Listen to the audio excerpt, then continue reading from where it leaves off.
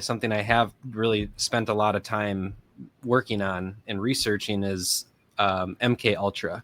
I was wanting to release a 10-part series on my channel of CIA operations. Yeah. And really kind of going into deep detail of them. Could I share some things that I've learned from this with you and tell me if you've heard them? Sure. Yeah. Okay. So I went all the way back to the history of LSD before the CIA ever got their hands on it. And what I had learned was in 1937, there was this Swiss chemist. If the show, I'm going to pause for a second. Unpause. There we go. All right. So 1937, Albert Hofmann is the name of the Swiss chemist. He discovers something called ergotamine. Have you heard of ergotamine? No. So there's a funny history on ergotamine.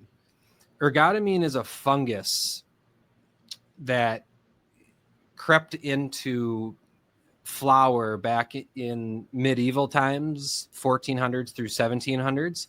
And what would happen is there would be crop farms of flour that, towns would harvest every single year. But what those people didn't understand at that time in history was you have to rotate your soil.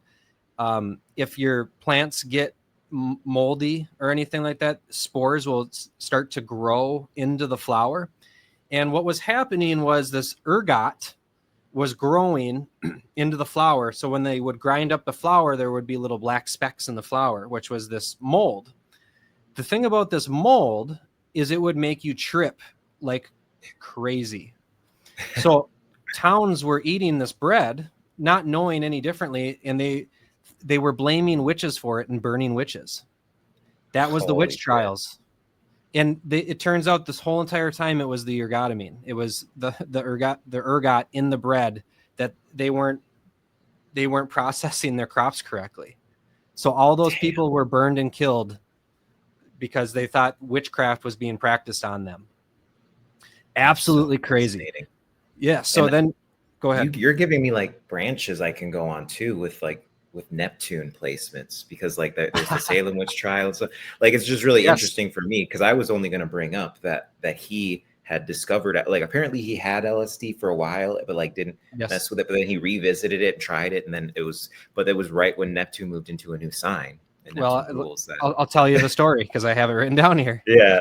So 37, he discovered ergotamine. In 43, he was making a headache medicine for migraines.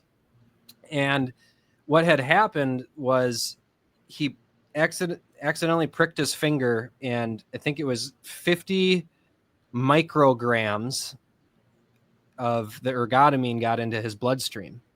And what's absolutely wild is like 50 micrograms is just, it's the tiniest amount of fluid. I mean, almost to the point where if you were to dry your hands with a moist paper towel, you have a little bit of that residue on your fingers, but it's so little that you really can't feel it. That's how much got into his bloodstream.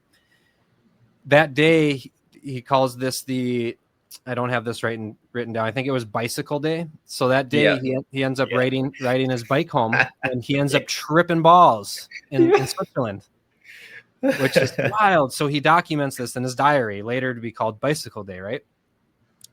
So in 45 through 47, the Nazis got a hold of this ergotamine, or actually, I think it was 43. They got a hold of the ergotamine, and they were using it to not do what the CIA was going to do with it, but to do something entirely different. When they were catching Russian spies, they were injecting them with so much of this. They were trying to find out if they could get a Russian spy to turn German and forget that he was Russian altogether and make like these killing machines. CIA got wind of it in 45, 46 after the war had concluded and traveled over to Switzerland to go talk with the company that Albert Hofmann worked for. And before you know it, the CIA made a transaction for 10 grams of LSD. This is enough to trip America over for a week, every single citizen for a whole entire week. That's how much they got. Damn. Before I continue, thoughts? I mean, yeah, the bicycle day thing is funny too, because that was like one of the main things I remembered about it too, and it's just like that's so typical of like tripping, like doing something funny like that. Yeah, but right. but I mean, yeah, it's like almost like the Nazis started the first part of it, like of erasing someone with it, and then it was perfected, and that's just fascinating, really. Yeah, yeah, it's absolutely nuts. So then 1951 rolls around, and there's a guy in charge of the project named George Hunter White, and George Hunter White started Operation Artichoke. And what Operation Artichoke was, this was like the pre-operation, one of the pre-operations. It was this and Bluebird that were premature to MK Ultra, right? So 1951, Operation Artichoke rolls in. New York City nightclubs. So there's a nightclub. You're a random guy on the street in the 50s. There's, it's like a brothel, right? You're going to go in and go do what you want to do. Well, it turns out that George Hunter White is sitting in a bathroom, double-sided mirror. And when guys would go in to go to the bathroom, he would spray this aerosol up in the air, and it was ergotamine. And he was putting the drops of LSD into the drinks. And then the hookers would, he'd give the hookers the drinks, and the hookers would give the guests drinks as well. And he would be monitoring behavioral patterns. He'd watch people cry. He'd watch people fuck. He'd watch everything. And that was kind of like the first operation that kicked off this whole entire wild mind control project that the CIA had begun. So then 1953 rolls around, and this is kind of when shit gets absolutely crazy, because that's the creation of MK Ultra. I'm not going to be able to talk enough about the death of Frank Olson, because I don't remember enough of the details right now, and I want to be able to tell the story correctly. But Frank Olson also died in 1953. I'll just tell you short details about Frank Olson. If anybody listening, if you go to the Y files, I'm trying to remember what his name was, but he actually has the story on Frank Olson. Super fascinating. It's like a 15-minute clip. Really admire that YouTube channel, by the way. It's really fun. He's really good. Yes, very, very good. Very good. AJ something. Anyway, Frank Olson falls out of a hotel building, 7th floor, and Sidney Gottlieb, who later on I'll tell you about, was in the room with him, but he fell to a suicide. Family ended up going to Eisenhower, I think, a few years later, and said, my husband did not kill himself. Government gave this lady $1 million to shut up. You're not talking about James Forrestal? I'm not, no. Okay, because that's just another thing during the Eisenhower administration. Someone falling from Bethesda Naval Hospital. Well, I think Eisenhower's the one that made the deal with them. It was a few years later. I think the kids, because the kids were little when Frank died, I think the kids, when they became adults, pursued it a lot harder than the wife did. Not to say that the wife didn't love him or anything. I think that's just the way it worked out. Again, I don't remember the exact details on it, so I don't back want then too, with where women were at. That makes sense. A lot harder, I'm sure. Yes. So 53 rolls around, and Sidney Gottlieb heads this project called MK Ultra, which, by the way, if you look up Sidney Gottlieb, Ashkenazi Jew, immigrated here in 1913 with Ashkenazi Jew parents. Fun little side street, right? Alan Dulles, who was in the head of the CIA, had approved the project. And this is when things really get kind of funky and fun. Jolly West becomes the contractor for MK Ultra in 1954. Do you know the name Jolly West? No, I don't think so. So Jolly West was conducting experiments on college students at the University of Oklahoma. So he was giving college classrooms doses and doses of LSD and then monitoring their behavior. And it wasn't by any means a pleasant experience from what I read. Some of these sessions were 10 to 12 hours, and it was almost like torture in some ways. I tell you what, if I was going to a class and I found out that was being done to me, I wouldn't be happy about it. So Jolly West is this full-on academia professor at the University of Oklahoma, and he's doing these experiments on these college kids. That's wild. Yes. So we'll fast forward to 1962, and that's when the prison trials had begun with MK Ultra. And at Vacaville Institution, which it was a mental institution plus a prison in California, Jolly West shows up there, and Wow. they begin doing these prison trials. And the CIA actually patented in 1963 sensory calibration, which, if you've ever seen those wheels, yellow, blue, red, and they spin, and you look at it and you watch it spin, and if you look at it for 4 seconds, the red for 4 seconds, the yellow for 6 seconds, and the blue for 10 seconds, it tells your mind the red you get mad, the yellow you get triggered, and then the blue you calm down. So when they're tripping on LSD and they're watching this wheel with multiple colors, they would ask the question to the person in the prison trial, what makes you uncomfortable? Well, a prisoner might say pigs. And then the question follows up by saying, well, what would you do to someone that makes you uncomfortable? And then they would whisper in their ear, kill them. And then the person would say, kill them, kill them. And it was like the first example of hypnotism at this level with LSD. So then 1965 rolls around, and guess who's at Vacaville Institution out in California? 65. Oh, that same dude. I'm forgetting his name already. No, Charles Manson. Oh, okay. So there's a story from Danny Trejo, the actor, the guy with the ponytail, Mexican guy. Oh, yep. Mm-hmm. He shared a cell with Charles Manson, and he has some stories about how Charles Manson could make any one of the prisoners have a heroin high, a weed high, make it feel like they have sex. They would go to Charles Manson and like pay him to make them high without any drugs. He would just be able to hypnotize them into being high. Damn. So ironically enough, Charles Manson's parole officer was the Jolly dude. Jolly West. Jolly West was Charles Manson's parole officer. So that's Charles Manson, that's probably the only time I've heard of him, because I have went into Charles Manson a bit, and I knew he had a handler, so that was his handler. That was his handler, yes. So Manson was in prison or in jail for 15 out of 17 years between the ages of, I think it was 16 years old to like 31. And Manson was doing all sorts of robberies. It was never ever murder of any sort. It was always like carjackings, stealing money, just a lifetime criminal. But it wasn't ever violent. It was never violent, not once.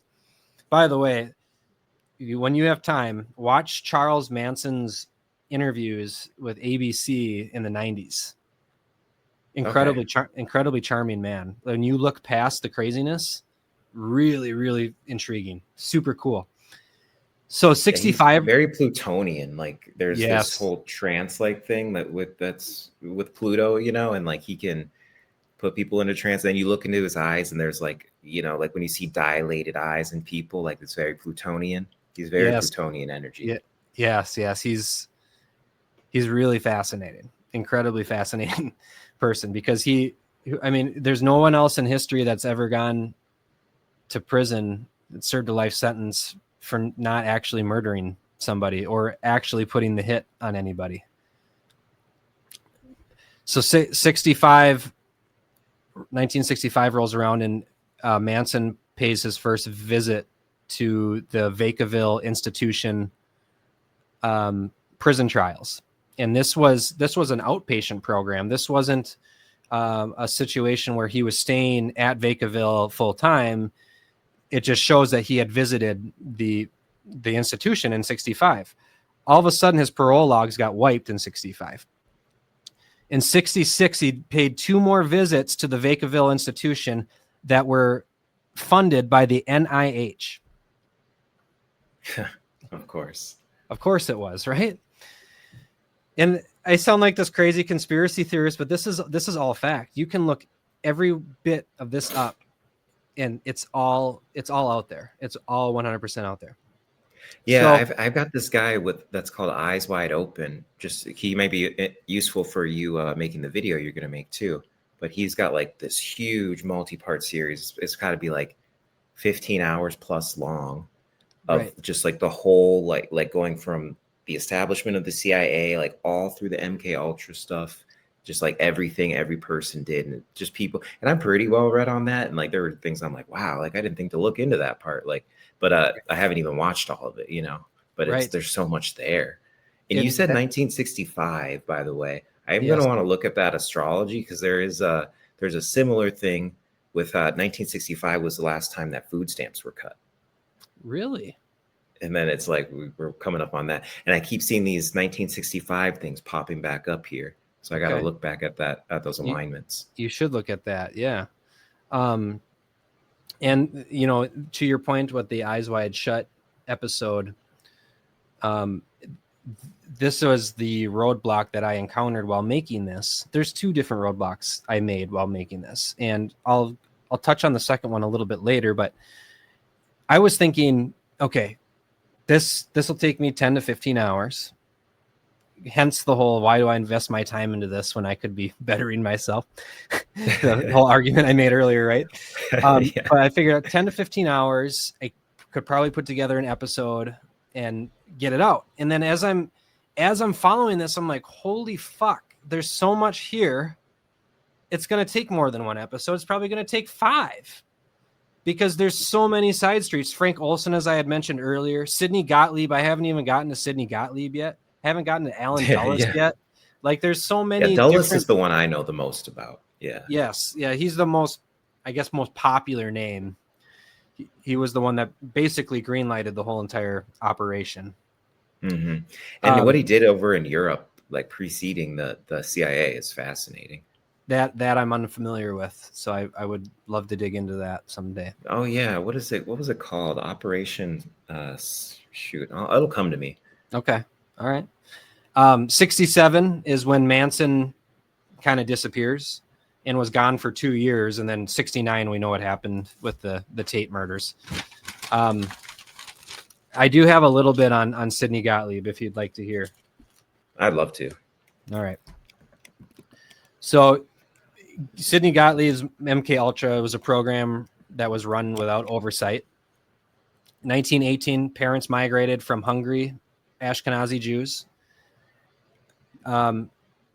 In his first study was at the Lexington, Kentucky facility, which was a CIA-funded prison, where he gave some prisoners LSD for 77 straight days. Many subjects had lifetime hallucinations, paranoia, and were unknowingly given LSD. 77 straight days in a prison. I'm like, 77, come on now. Like, just because of the occulted power behind that, I'm like, 77, okay, very on the nose. Like, right. Why 77? Why 65? Right? Why 67? 7. Why does that pop up everywhere? Why? Oh my god. I don't understand that. I had my son try to explain that to me last night, and I don't get it. That's a tough one. I don't really get it either. I've been nailing it with Gen Zers when I use it, but I don't really get it. Did you just nail it now? Technically, if a Gen Z saw this, he nailed it. I think so. Okay, good. I'm glad that this show can be a little bit more hip.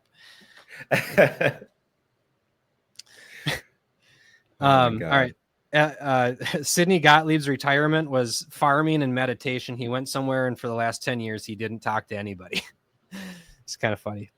Midnight Climax took place in San Francisco, similar to Operation Artichoke, which I was referring to a little bit earlier with that George Hunter White, who no longer was part of the project. What Midnight Climax was in San Francisco is they were spiking the drinks of hookers and the visitors. The men were drawn in by regular people that had worked through the government into this clandestine experiment. And again, they were led into these brothels and monitored while on LSD. And by the way, I do have an argument for why this experiment would be handy in America, and I will make that argument. Okay. Because I think it does bring up, there are some things here that do bring up, I would say, serious concerns if the strongest country in the world had no idea that this was going on the other side of the world, and it could become catastrophic if you didn't find out what this was, right? Yeah. So what Gottlieb's goal was to make the perfect compliant agent. So while Russia tried to make, or Germany tried to make Russians forget they were Russian, what the CIA's goal was to make the most compliant military agent they possibly could. Not only were they experimenting on college kids or on prisoners, but they were also conducting these experiments on military GIs as well. Fun little side street to Gottlieb. When the U.S. was trying to assassinate Fidel Castro, Gottlieb was at the head of this experiment as well. The U.S. made poison cigars, tainted wetsuits, so a breathing apparatus that was laced with tuberculosis. I can't talk. Oh my God. Exploding more fun than I had in my 20s. Like exploding seashells, poison pens, and contaminated coffee. Every attempt failed, by the way. Fidel Castro had joked at one point, like, they just can't get me. Oh my God, really though? Yeah. 1960 poison handkerchiefs for the prime minister of the Congo, Patrice Muambo, who, by the way, was overrun 2 years later by its citizens. Oh yeah, okay. Regime change, yep. He also created poison toothpaste, cyanide cloths, poison face cream. He was there on November 28th, 1953, when Frank Olson fell out the apartment window. He also led biological warfare programs, deadly bacteria and aerosols. So he was creating aerosols that had deadly bacteria in it. COVID, maybe, right? Yeah. One specific project was he sprayed whooping cough into the air in Florida in 1954. Oh my God. Yeah, this guy's a fucking demon, right? That was probably just one of the side projects, right? So I'm right. That's my side hustle. I'm now remembering the Frank Olson bit. So Frank Olson, I remembered Operation Gladio was the one I was talking about. Which was what with Alan Dulles, like all the stuff that he was doing over in Europe. In Europe, yeah. Okay. 53, by the way, Frank Olson was one of the chemists that was conducting this LSD, and he didn't know what it was at the time. So one night, Gottlieb had a bunch of the chemists over to the house for a party. There was like 5 or 6 of them, and Gottlieb dosed all 6 of them without them knowing. And Frank Olson found out about it and wanted to whistleblow on it.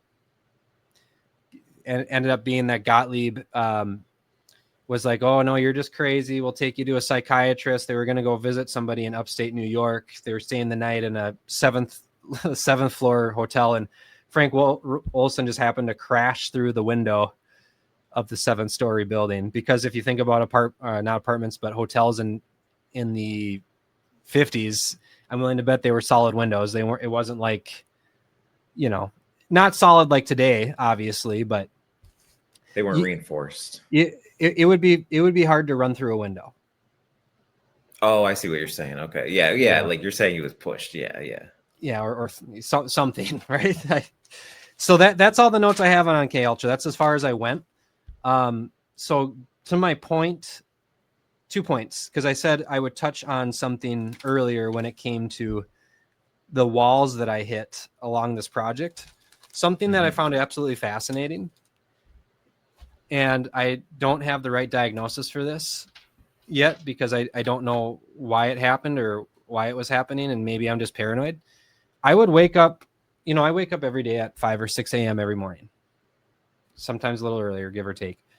And what I like to do in my first hour to 2 hours of the day after, exercising is getting on my laptop and putting in some kind of work for myself. Whether it's journaling, writing, researching this stuff, just following some music, it's just like that little side hustle I do every morning, right? Yeah. When I was doing this project, I would get 30 minutes into this project of researching all this stuff, and I would have to go back to sleep. And like, it would make me extremely tired, seriously. Oh, yeah. And, you know, like, I'll take a nap every now and then midday, but if I just got done with 8 hours of sleep, I have my coffee and I'm sitting down at my computer and I'm trying to dig into this stuff.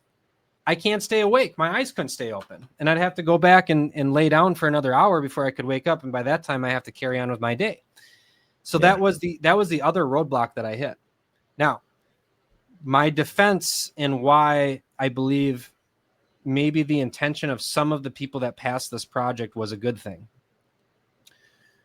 It is a matter of national security. If another country has access to this mind control, you would want to know what's going on with it, and you need to try to understand what's actually happening with this ergotamine. Because let's say Russia, you know, they were feuding with Russia at that point all the way up into the early 90s or late 80s. Let's say Russia gets a hold of this mind control substance, because they also got their share of Nazi scientists as well as America did. It's always been a race. I mean, that was the whole moon landing thing too. Who can get to the moon first? Who can find mind control first? The Nazis were so far ahead of everywhere in the world at that point in time that there was so much to take from all of it that it was an information race, a knowledge race. So I can see, and we were splitting it with the Russians too, and the Cold War kind of starts a little bit later. But you know, what is also fascinating, because